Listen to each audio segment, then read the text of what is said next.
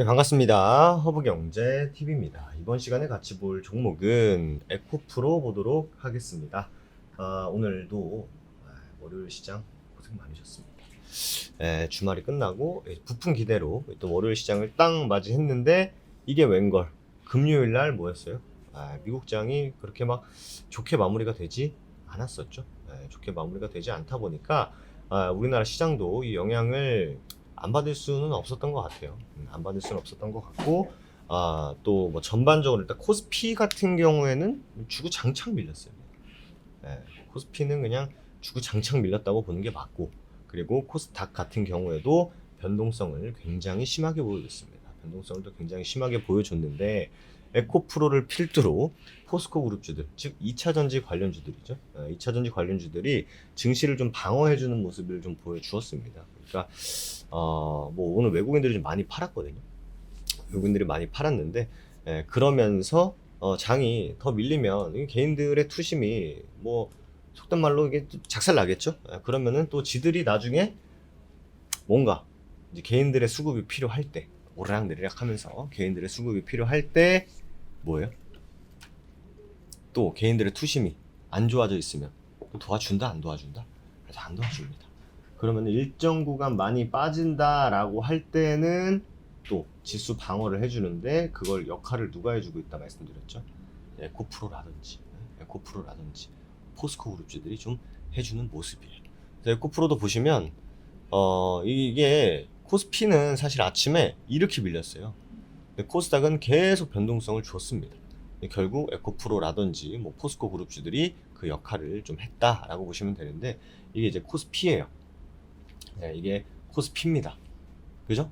그리고 코스닥도 봐야겠죠? 코스닥도 봐야 되는데 어떻게 된 거예요? 코스닥은 어떻게 됐어요? 변동성 계속 주잖아요. 변동성 계속 준다. 변동성 계속 준다. 그죠? 그러면서 오르락내리락 계속 이거 다 누구예요? 에코프로다. 에코프로가 저런 흐름들을 좀 보여주었다라고 보시는 게 맞다.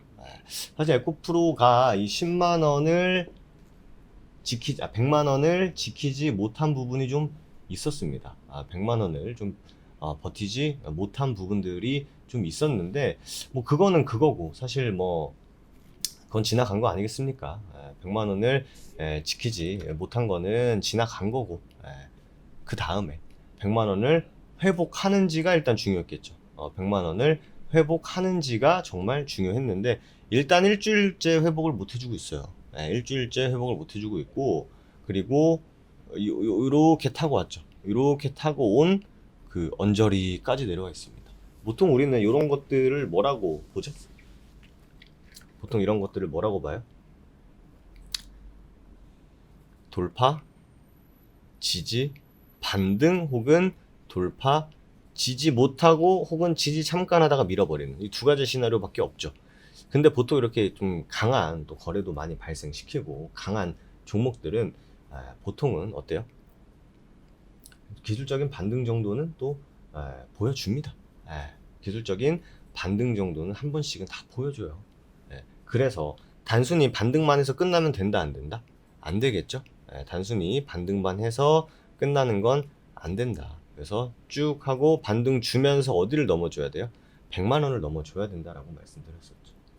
근데 이게 아무래도 에코프로라는 종목 자체가 최근에 이슈화 되는 게 뭐예요? 결국 공매도죠.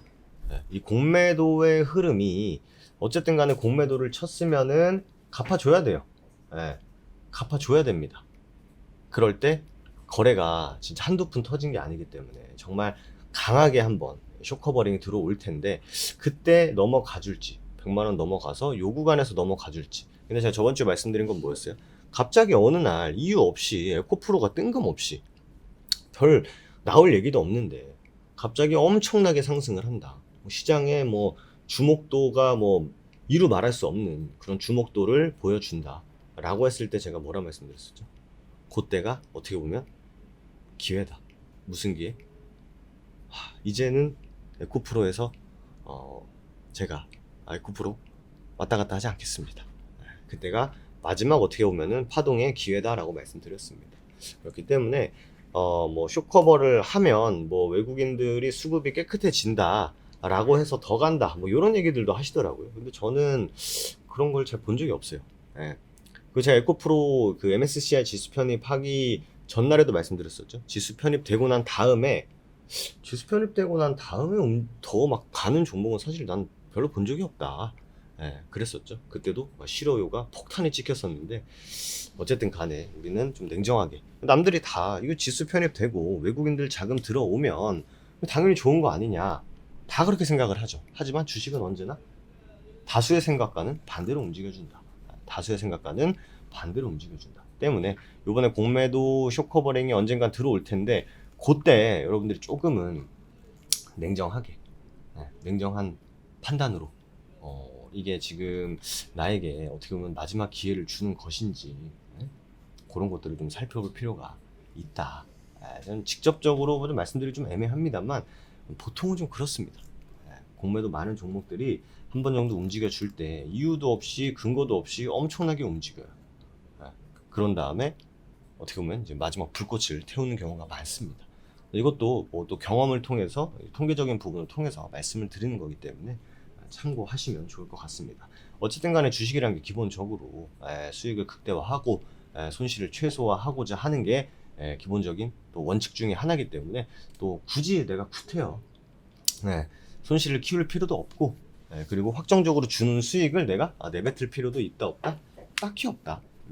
딱히 없다 라고 보시면 될 것 같습니다. 그렇기 때문에 제 브리핑이 좀 도움이 되면 좋겠다라는 생각으로 매번 열심히 또 영상 찍어서 올려드리는 부분이니까 너무 한쪽으로 뭐 내 종목 빠진다고 하니까 기분 나빠하실 필요도 없고요. 기분 나빠하실 필요도 없고 이런 생각도 가지고 있구나 정도 체크해 주시면 좋을 것 같습니다. 아시겠죠? 좀 참고해 주시면 좋을 것 같고 다음 주에는 연휴입니다. 또 추석 맞이해서 추석 때 뭐가 많아요? 지출이 많습니다. 지출이 많아요. 지출이 많기 때문에 또 이런 것들 또 어쨌든 돈을 쓰면 또 메꿔야죠. 하지만 허붕대 TV 여러분들이 쓰기 전에 일단 메꿔 두고 또 편하게 또 기분 좋게 쓰실 수 있게 도움 드리도록 하겠습니다.